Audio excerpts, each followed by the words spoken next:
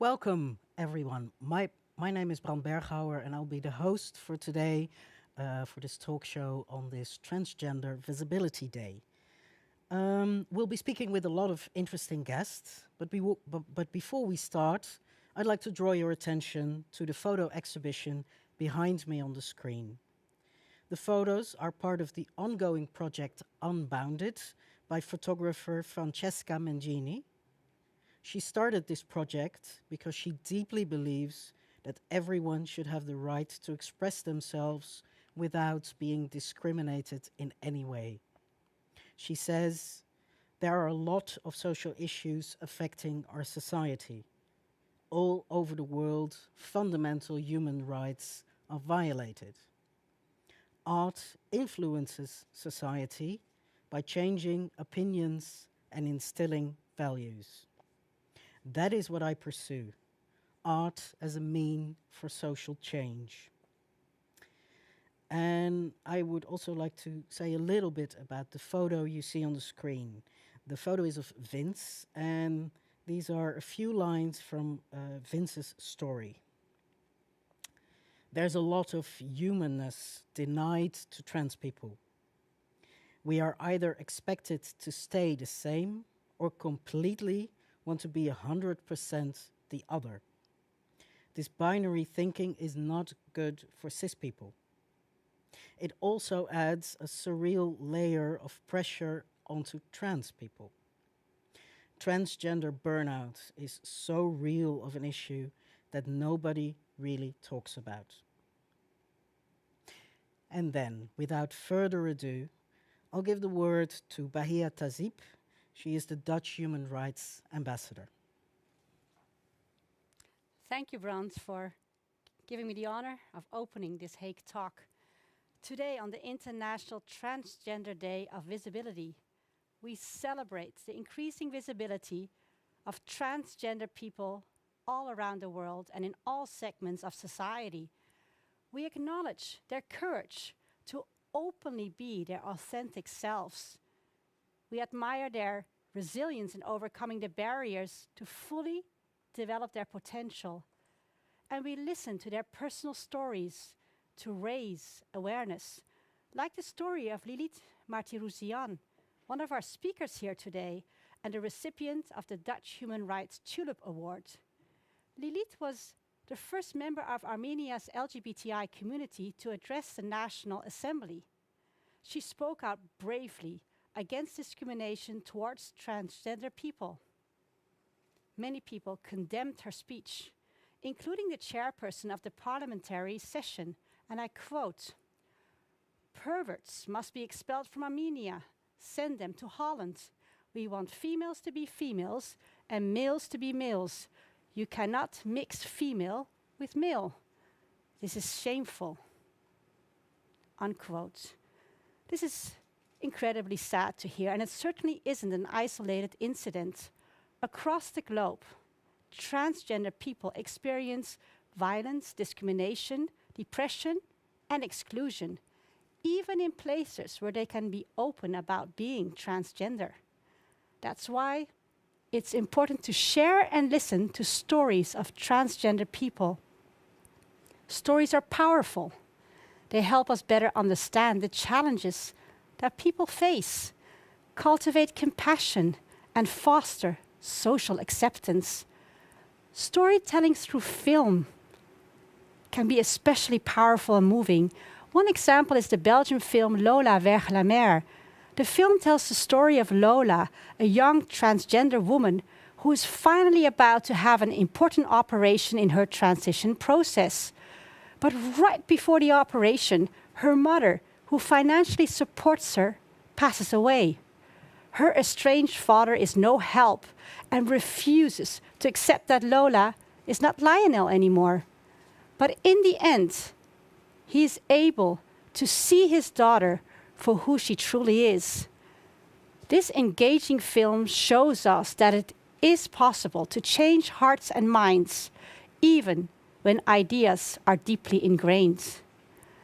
I was also touched by the documentary MFX about the struggles of 3 transgender people in different parts of the world.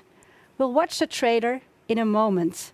Nadja Huben, who is here today too, and I have been screening this film at universities in the Netherlands and in Aruba.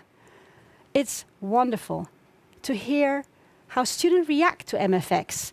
So many have shared their thoughts, vulnerabilities, and aspirations. Students at one university proudly told us about how they use pronouns on internet platforms. Others expressed their outrage at the brutal stabbing of a transgender woman in their city. Remarkably, at most universities, there were a few students who said that this was the first time they had heard about non-binary people and gender X. Some students told us that they were inspired by public transgender figures such as youth vlogger Nikki Tutorials, Hollywood actor Elliot Page, Belgium's Deputy Prime Minister Peter de Sutter, and the new Dutch Member of Parliament Lisa van Ginneken. Many students shared with us how MFX had spoken to their heart and gave them the courage to live the lives they wanted to lead. In closing, I'm proud that the Netherlands strives for a world where everyone can reach their full potential, regardless of gender identity, gender expression, and sexual orientation. Guatemalan feminist Lorena Capnall captures this beautifully. There are no two equal stones, two equal rivers, or two equal mountains. Even two trees that bear the same fruit are not identical. Similarly, bodies are not the same either. Men, women, transgender people, gays, lesbians, non-binary people. It doesn't matter who you are. What matters is the plurality of life. I couldn't agree anymore. Thank you. Thank you so much, Bahia Tahzib. Thank you for your lovely words. Next to me here at the table is Nadja Huben. She is the Director of Human Rights in the Picture. Before we start, I would like to address you, the audience. If you have any questions for Nadja or for any other of the other speakers, please put them in the chat window and we'll try to answer as many as possible during our conversations here. Nadja, can you tell us a little bit about your NGO, Human Rights in the Picture? Of course, thank you. With Human Rights in the Picture, we shine a light on human rights violations, inequality, injustices around the world, and we do that by giving people a voice through film, photography, music, art in a broad sense. The Human Rights Ambassador already mentioned the film that we made. That's one example of what we do. We also connect artists and human rights defenders to build a broader network worldwide. And we do a lot of outreach. We do campaigns, we have outreach programs, education programs for schools, universities, for NGOs. So that sums it up. Oh, wow. That is definitely a lot. Yeah. You mentioned the documentary film MFX, and we have the trailer here. So maybe it's a good idea to watch that, and then we can talk a little bit more about it. Okay. De dokter pakt de baby op en die kijkt ernaar en die zegt: dit is een jongen of dit is een meisje. Als je transgender bent, dan kom je er dus op een gegeven moment achter van: goh, dat ben ik helemaal niet. Cái tâm trạng sợ hãi rồi lo lắng đấy nó là thường trực từ khi mình còn bé. Lúc đấy mình chưa có hề ý thức được là mình là một người sinh ra với một cái cơ thể là nữ. Ik durfde niet met mensen te praten omdat ik dacht dat ik geen dingen had die het waard waren om gehoord te worden. Ik ben wel geboren als meisje, maar ik voel me geen meisje, maar ook geen jongen. Ja, dat is heel ingewikkeld, hè? Mi papá me golpeó, me corrió de la casa. Tuve que irme para la calle. Fue ahí donde comenzó una vida muy diferente. Yo obviamente no podía contártelo porque vos bien sabes quién es ella, vos bien sabes quién es mi familia. Pero desde que iba creciendo, Yo nunca me sentí un niño. Het enige wat ik echt heel graag wil in mijn leven is een X op het paspoort. Dus niet M of V, maar gewoon X.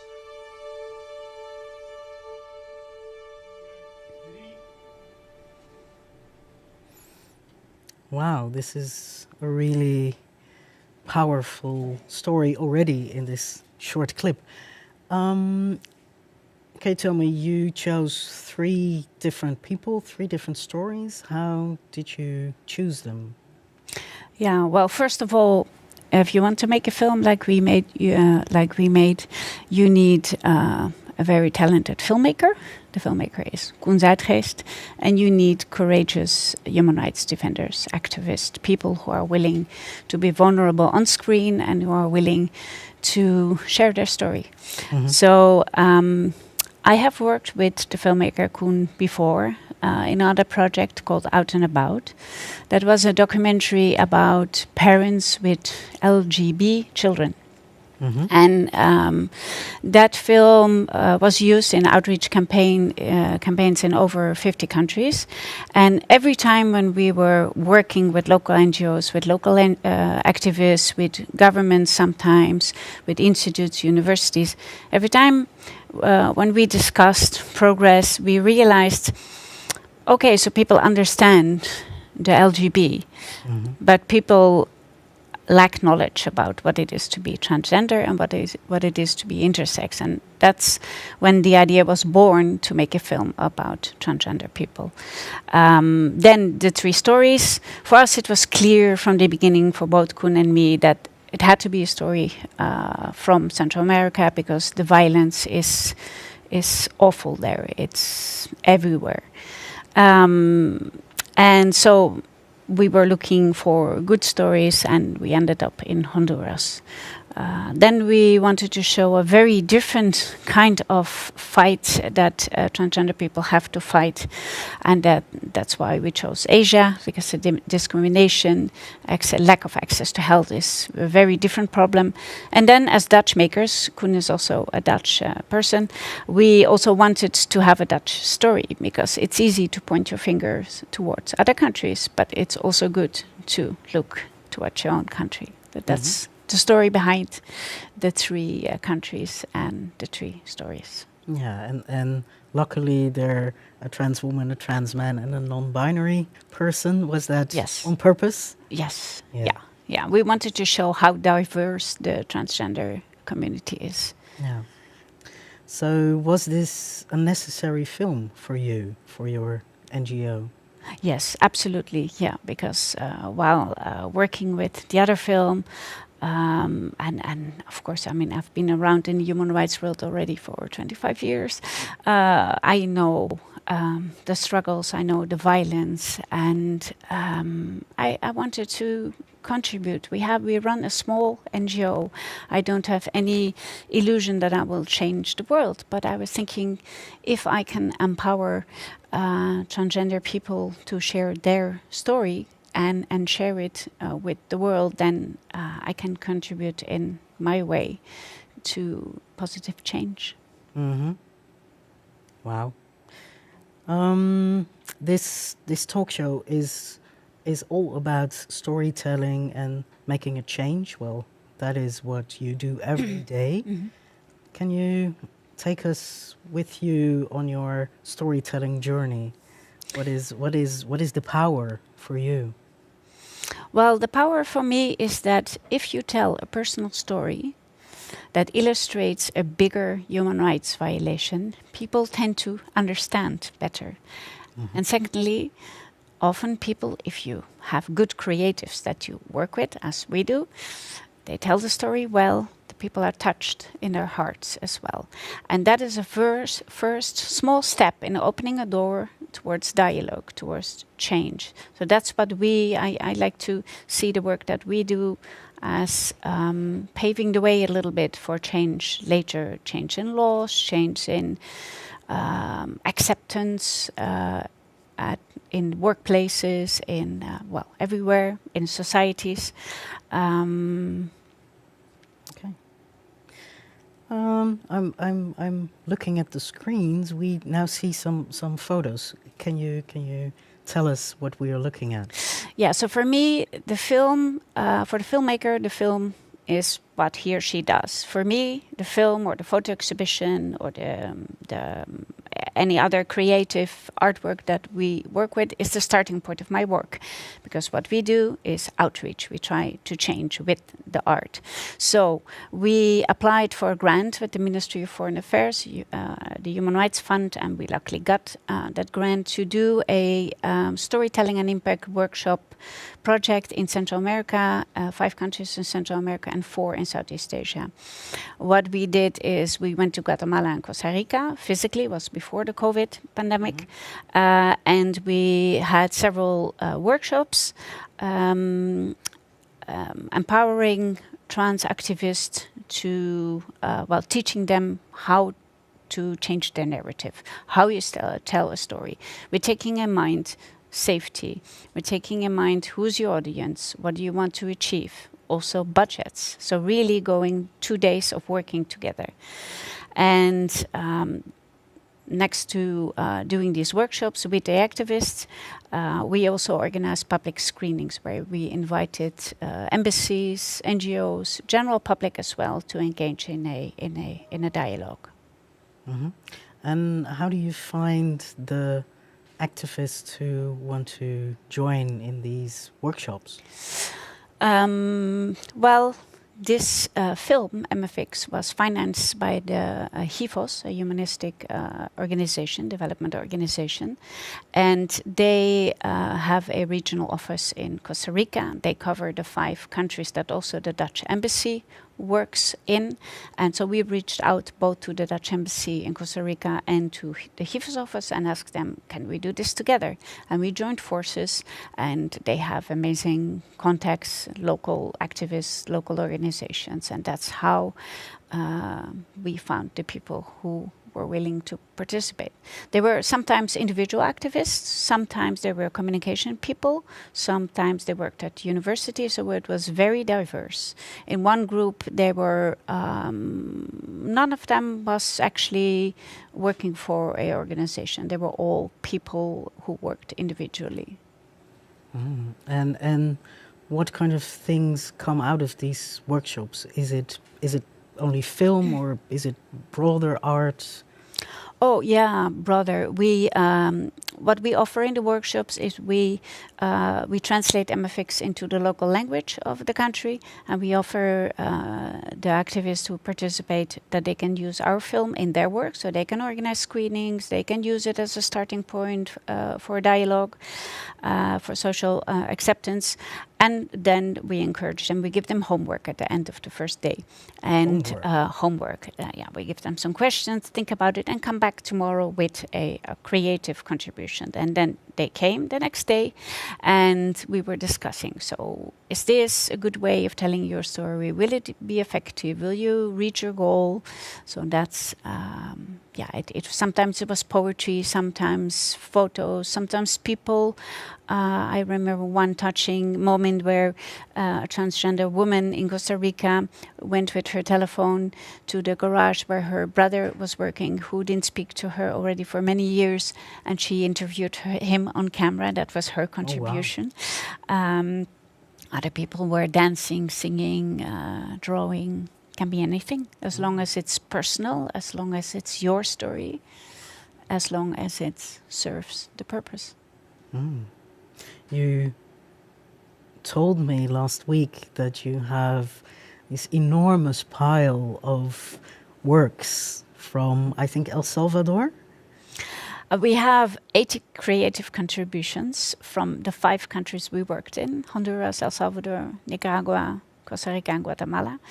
And the project that we are doing, we started it before the COVID pandemic. And then when we had to go to online teaching, it was really difficult. What was most difficult was to see that the people on the other side of the camera didn't have access to medication, sometimes didn't have food, didn't have money, lost their house, experienced much more violence than before.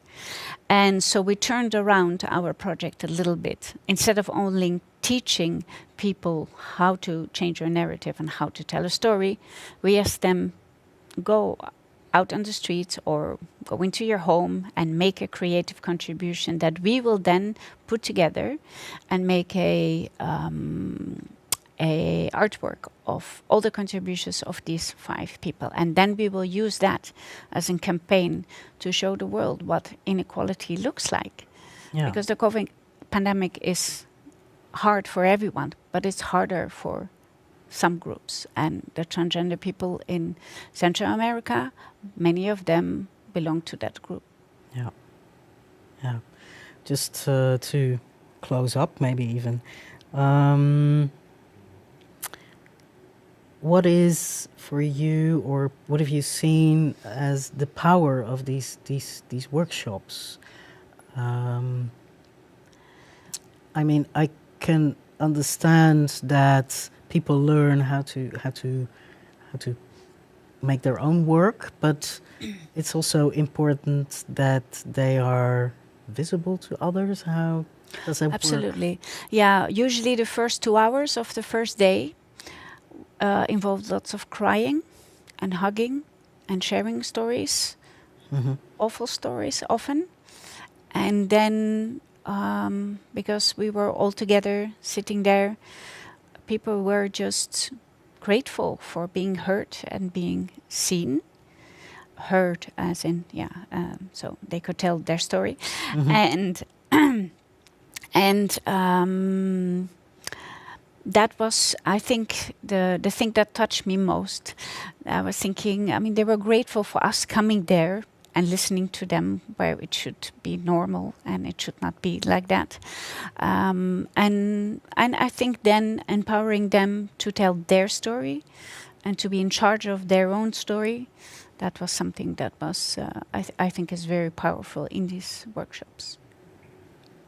So if there are people working on embassies watching, can they screen your film? What can they do? They can reach out to Human Rights in the Picture, and we can make the film available. By the way, for everyone who is watching and who would like to see the film, until Sunday, we took off the password, and it will be shared through the HagueTalks channels, but people can also look on our social media channels, click on the film and watch the whole film. It has subtitles in English. If by any chance you're listening but you don't speak English, people can reach out to us. We have other language versions as well. And embassies or NGOs or anyone who thinks I should screen this film or work with these people at universities, NGOs, anywhere, they can reach out to us, and we will make what we have available. Okay, well, thank you very, very, very much. And we will actually go to the next thing, and that is another clip, another short film. We will watch I Am Not a Number, and afterwards Nancy and Chris, the filmmaker, will join me at the table.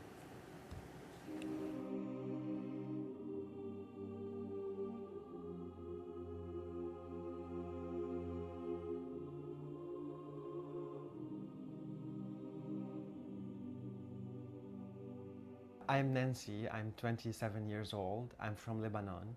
I live in the Netherlands in 3 years. I'm a transgender, refugee, Arab, Muslim from the Middle East. And I came here running away from Lebanon because of my identity as transgender. When I realized that I'm trans, I was around the age of 15. I started understanding more that trans life in a country like Lebanon is not only not easy, but it's almost impossible. And at that moment, my suffering started when I got rejected by my family and by the people in my surrounding. After years of suffering, I wanted to just go, and I attempted suicide more than one time, and then with the help of an organization, was able to come to the Netherlands to ask for asylum. So for me, it was not only necessary to move here, it was my only option to move here.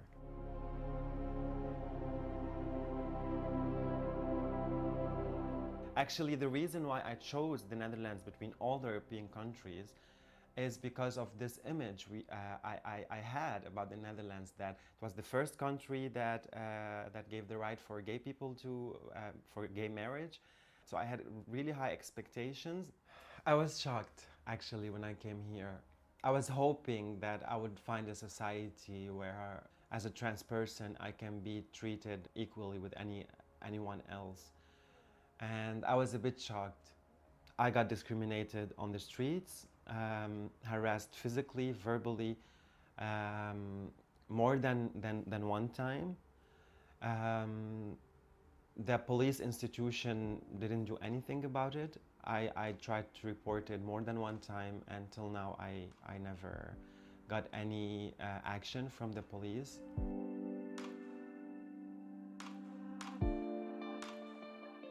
I hate to say this, but I'm used to not feeling safe, and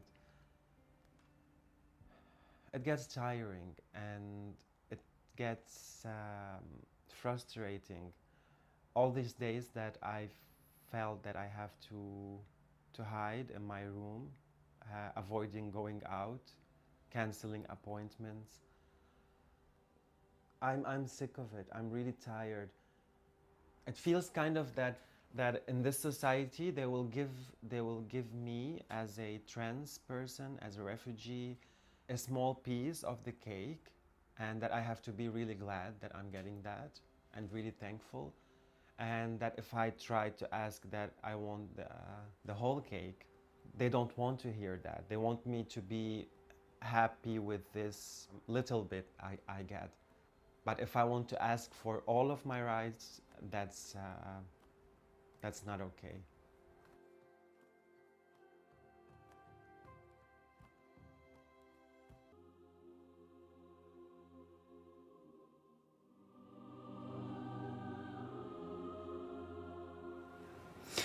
Welcome back. I'm joined by Chris and Nancy here. Nancy Siblini, she is a Lebanese refugee. You just saw her in the short film. She's living in Amsterdam, and she now studies medical anthropology at the University of Amsterdam.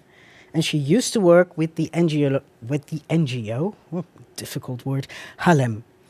And Chris Rijksen is a filmmaker and works with the Transketeers, which is a collective of 3 trans men telling stories with a special interest in gender diversity.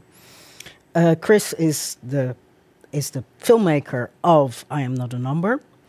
Could you tell us a little bit about the context of this short film? Yeah, the I Am Not a Number documentary is a thing we are working on right now, so this is very... be honored that you got this sneak peek. But it is very much inspired by the Transgender Day of Remembrance, which is in November each year. It's the day before my birthday, so it's always it's a very heavy day where we, as a trans community, make a point of remembering all the people who have been killed by transgender violence, transphobic violence. And in this day, and actually during the whole year, there is this very stark difference in statistics that trans women with migration background are very much overrepresented in incidents with violence or even leading up to death. So we sort of thought, like, we have to, even though in the Netherlands there has been these 10 years of increased acceptance, emancipation, and much more attention for transgender people, there is still this group who is, well, missing out all of the good stuff and still suffering a lot of this discrimination and also violence.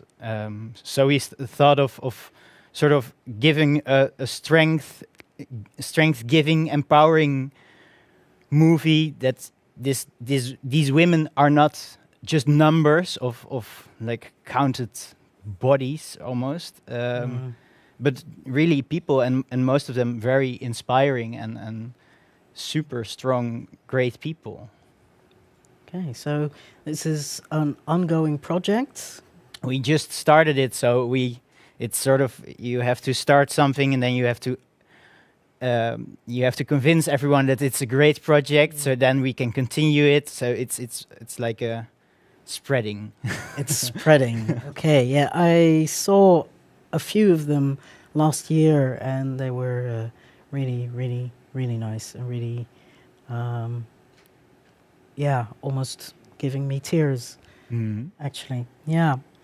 Okay, so Nancy, we saw a part of your story in this clip. It was very beautifully done. But you also worked with an Halem.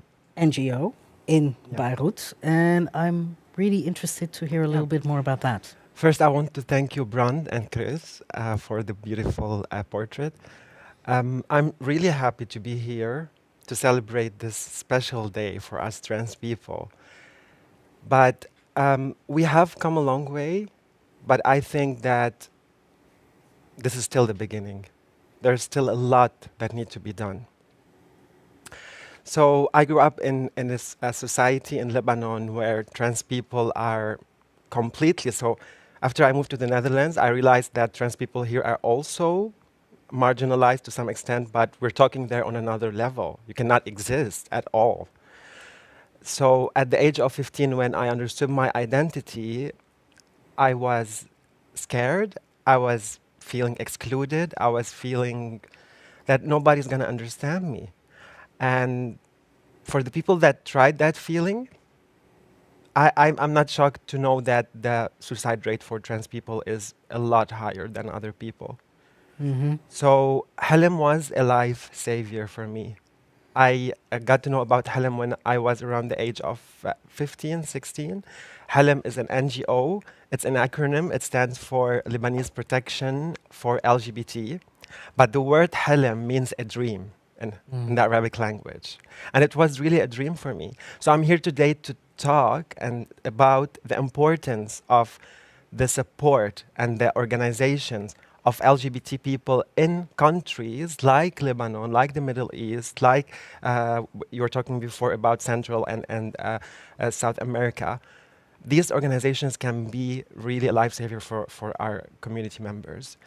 They can provide legal support for people that were in prison. They can provide social support. They can provide sometimes shelter for people that got kicked out of their parents' home at a very young age. And most importantly, they create the community. So maybe Halem was not able to provide a shelter always for people because they work with really small funds. But they created a community, and us, the community, we became a family and we support each other. That's the most important part of it. And one more point only, that I want to tell that this is how you create ideational shift in a society. Like from my personal experience, I'm not so old, but and I saw a change between the time where I was growing up and before I left Lebanon in the society. And this ideational shift is related actually to the work of organizations, because after Halem there was more organizations that were founded in Lebanon for LGBT people. For example, they created the terminology that's related to LGBT people, which we didn't have in Arabic, and they forced the media to use this terminology instead of using offensive terms. So it is extremely important to have a support system and organizations that support LGBT in these countries, because we are really there, like in need of that, more than here. We need organizations here, but there in that part of the world, the organizations are really needed. And I think you told me that they are actually illegal. So not illegal, but the thing is that they cannot get an official registration in the government, which doesn't help so much with their fund, for example, for asking for proposals for funds.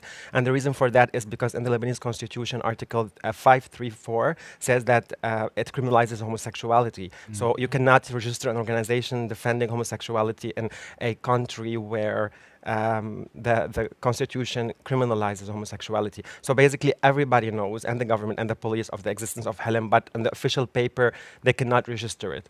It does exist on the paper, but they don't have official registration. It's just like a bureaucratic thing. But of course, if they have the official registration, that will help a lot with their work. Yeah. So how do they get funds? Yeah, mainly from embassies. They get help, funds, donations from European embassies, other countries that support LGBT, but mainly working with donations, and eventually end up with really small funds, but they can do a lot with volunteer workers, with many projects. They can help a lot of individuals. Nice, nice. We are talking about the power of storytelling, and we have a storyteller here. Can you reflect a bit on that? What is for you the power of storytelling?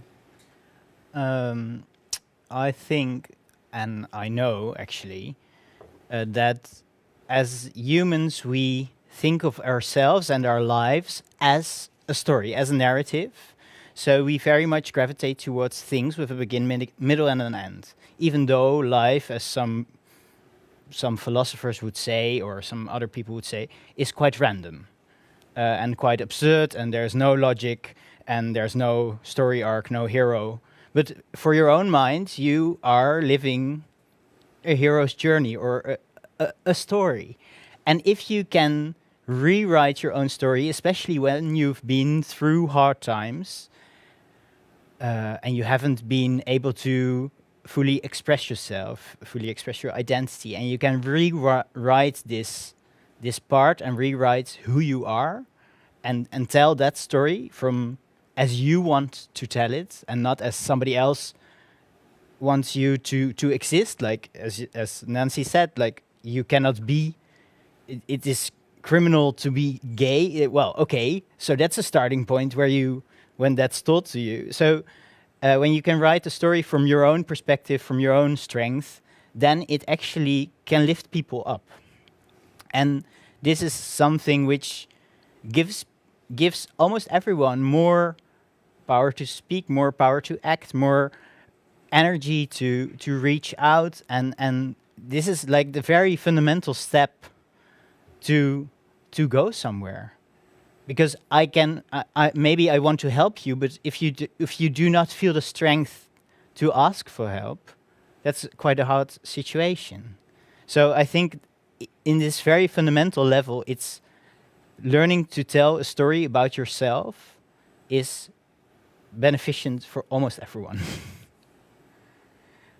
And I think that what I really love from the project from Nadja was that she said, okay, we're very good at making movies, but actually it's much nicer if we just teach everyone to tell their own story. And I pretty much agree. It's like, yes, that's the thing you can give quite easily. And it's really great. And I really believe in that. Because a good story spreads also. Like a movie spreads because you screen it and everyone's in the theater. But a good story, if you told me a good story, I'm going to tell it to my brother. You know, it's very human. Yeah. So thinking about that, what would you recommend to everyone watching this in a position to screen something, to get people together? I've been thinking about this because you can take two routes. Like organize your money and your means to fund the local LGBT groups who are in your surroundings. Get to know them, give them your support, and you can of course screen things like MFX or like our stuff with the Transketeers. We've made a lot more than this, and create under the cisgender, the non-transgender people. You can create a safe space for transgender people to exist. That if I walk into the room, I'm not the first transgender they ever see, and they're like, "Whoa, what's this alien?" Or worse. So I think you have to do those things at the same time, like create the space with movies, photos, stories, audio, whatever, and support the people who are there, like the transgender people on the ground. Okay, thank you for now, but stay tuned. We will actually switch to Armenia because, and I'll have to look for it. We are going via a video link to listen to Lilith Martirosyan. She was rewarded with the Human Rights Tulip 2020 because of her fearless work on equal rights for everyone with the Armenian NGO Right Side. And Lilith is Armenia's first registered transgender woman. Lilith, the floor is yours. Thank you very much. Dear honorable guests, good evening. I am Lilith Martirosyan, the founder and president of the Right Side Human Rights Defender NGO in Armenia. It is a great pleasure for me to be with you tonight to speak today as the Human Rights Tulip 2020, awarding and celebrate International Transgender Day of Visibility. This day gives an opportunity to reflect on our hardships and the road ahead, on our abilities to establish gender equality and change our society. The empowerment of trans people is a great responsibility for me, as we really need it. The world becomes a better place when trans people don't feel the hardships to exist, don't fear to go outside and to be part of the society. For many years, I have faced stigma, discrimination, violence, and attacks by transphobic people in Armenia. As it is the conservative, cis heteronormative country where the situation is very hard for trans people to come out to visible, express themselves, or fight out their rights. Since my childhood, I have been faced threats, harassment, hate speech, and psychological violence because I'm trans woman. I left my home when I was 14 by being forced to live in the streets. Due to transphobia, strengthened never speak up. By growing up, I have decided to be the voice for my voiceless brothers and sisters and give them helping hands to stand for their rights. With the high risk of transphobia, nationalist and conservative attitude, society remains largely exclusive and violent. Usually, I have to cover my face in order not to be noticed, but I go crowded place because her society cannot accept transgender people. It was a huge risk for me to walk into the parliamentary hall, stand up before landmarks, and make my speech on trans equality on April 5, 2019. I called open to landmarks to carry out reforms, out policies to achieve gender equality and assure human rights for trans people too. After my speech, me, my family, and my colleagues were targeted and got death threats. That is why we left Armenia for a while. But I never want to be a refugee. I want to continue my fight here and make change, dissipate the difficulties we face. Based motivated violence based on gender identity, prejudice goes unreported, remain without proper investigation and retribution. We must all begin by shining a light of inequality and violence and speaking up to matter where it occurs. That world needs comprehensive response to the problem of transphobia, and that will ensure that there is accountability. All of us are part of making sure that everything starts with one person. We can bring the change by ending the culture that normalizes the abuse of trans people, their mistreatment and discrimination against them. Yes, I live in dangerous country, but saving thousands of lives in my mission in this world, and I will continue to do So if it takes all my years. Thank you very much. Thank you so much for your inspirational speech, and have very, very good luck with all the hard work you were doing in Armenia. Thank you, Lilith Martirosyan. Thank you very much. And then we still have Nancy and Chris here. And we have a couple of minutes just to round up. I don't think there are questions in the chat. But if you have a question, put it in very quickly. Maybe we can still take those questions. Nancy, hearing all this, what do you think that cisgender, which are non-transgender folk, what they can do to actually help us? Yeah, I can tell cisgender folks that we need you. We really do. I don't want to spend my entire life in this transgender bubble because I'm scared to go to the outside this society or LGBT bubble. So we need you, and we're not so different, actually. We need them, yes. Chris.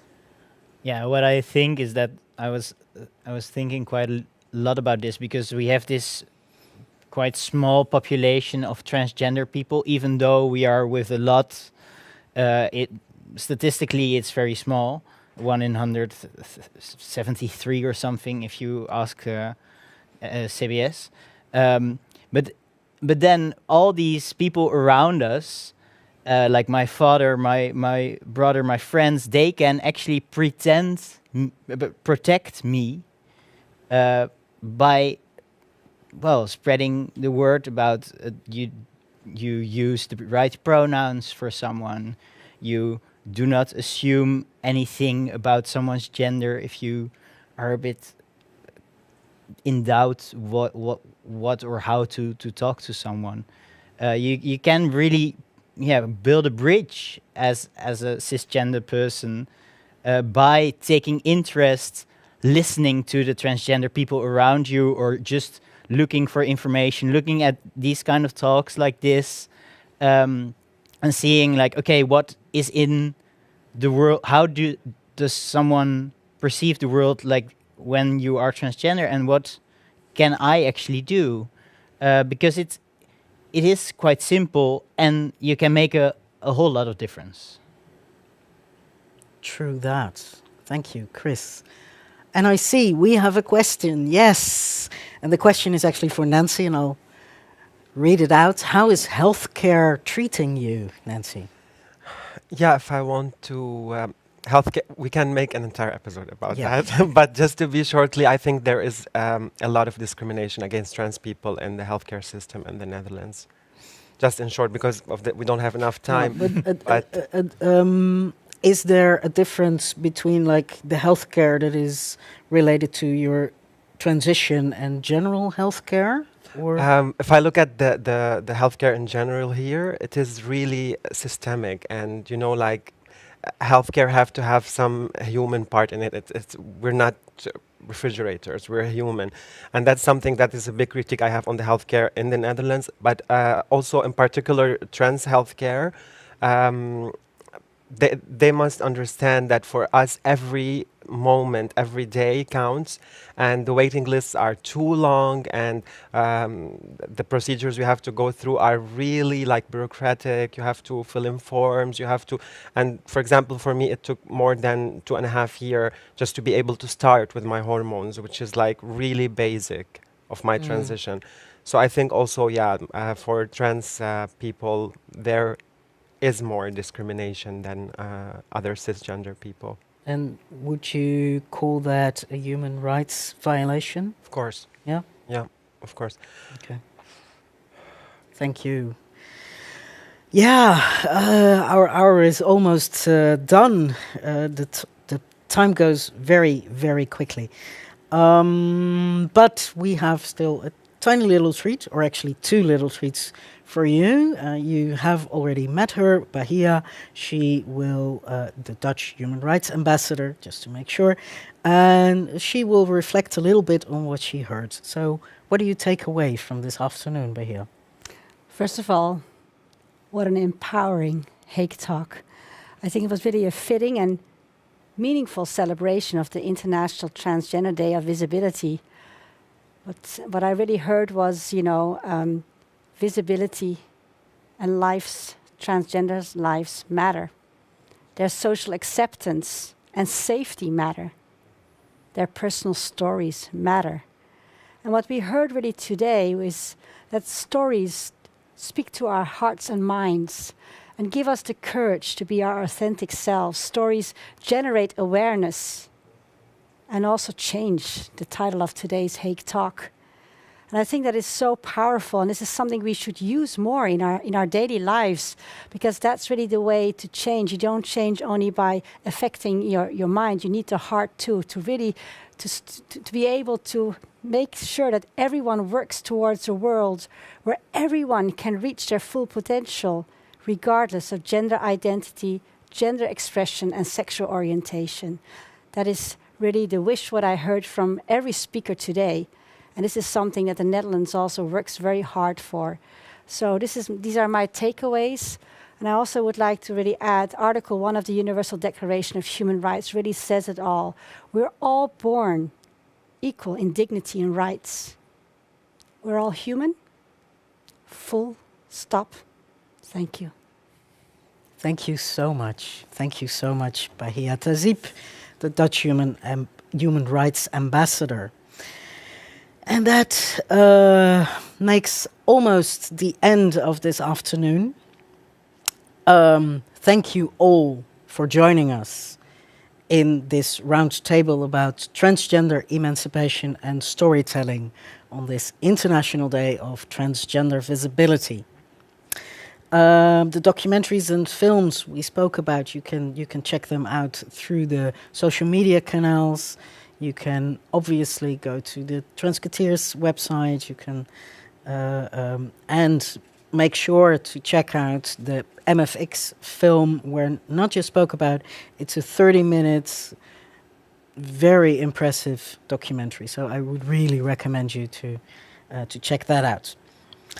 A special thanks to our speakers in kind of random order: Bahia Tahzib, Lilith Martirussian, Nadja Huben, Nancy Siblini, Chris Rijksen, for all their engaging stories. But also special thanks to photographer Francesca Mengini for sharing her ongoing project Unbounded with us. It's still possible to participate, so if you want that, check out Francesca Mengini. And also a thank you to Felix Benschop and the Ministry of Foreign Affairs for taking the initiative. And of course, the HagueTalks and Museum for welcoming us on their stage. We will round up today with a compilation video of trans activists from member countries of the UN LGBTI core group, sharing their views on why visibility is important. Thank you all for joining.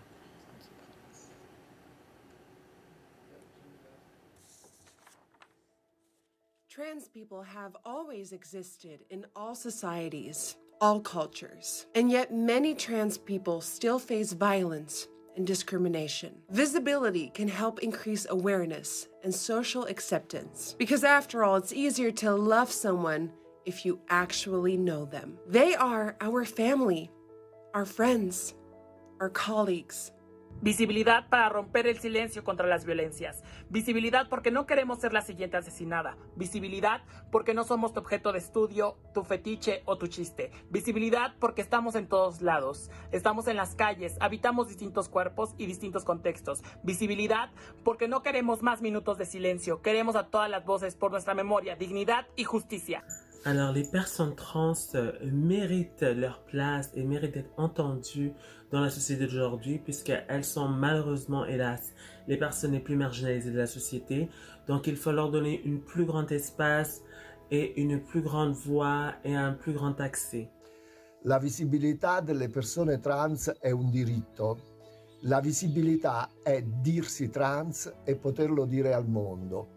Essa non sottrae, ma aggiunge, anzi arricchisce il mondo di colori e di bellezza. Visibilità significa essere a proprio agio, senza alcuna paura, ricatto o soggezione, in un mondo più giusto e umano. Transgender people are important members of society. We contribute to society equally as people of any other gender identities do. So we should not need to hide who we are just because we do not conform. I urge everyone to become a trans ally and not judge anyone based on their sexual orientation or gender identity. Let's support transgender people to become visible. Trans visibility is about how we matter and whom we matter to, the family we care for, the solidarity we extend, the laughter we share, and the tears we wipe away. Our visibility is an affirmation of humanity. What makes us vulnerable can also be a source of strength. Es importante la visibilización de las personas travestis trans porque si bien existen legislaciones nacionales e internacionales que nos amparan, para que este reconocimiento de derechos sea efectivo, necesitamos poder insertarnos en el entramado social que es el que construye ciudadanía. For me, it's important to go public. I am out in public every single day since my coming out 1.5 years ago. It's absolutely normal to be trans, and it's absolutely normal to be different. And on top, it feels awesome. Porque somos cidadãos e cidadãs e buscamos igualdade de direito numa sociedade plural que possa garantir e respeitar nossas identidades, assim como nós a construímos ao longo da nossa vida. It's important for trans people like me to be visible today so I can amplify the voices of my many United Nations colleagues whose places of work, communities, or countries are dangerous for folks like us, in the hopes that we can come together to work towards a world that is safe for everyone. Because being a teenager and a trans woman in Australia in the 1980s was lonely and confusing. But some 40 years later, too many young transgender people still experience rejection, violence, shame and self-harm. And staying in the shadows is a survival mechanism, but together we can do so much more than survive. Visibility means power, it means inspiration, and visibility means hope, especially for the young trans community and all the beautiful baby angels yet to come. They need people where they can get inspired by and empowered by so that they can live the true authentic self without stigmatization and fear.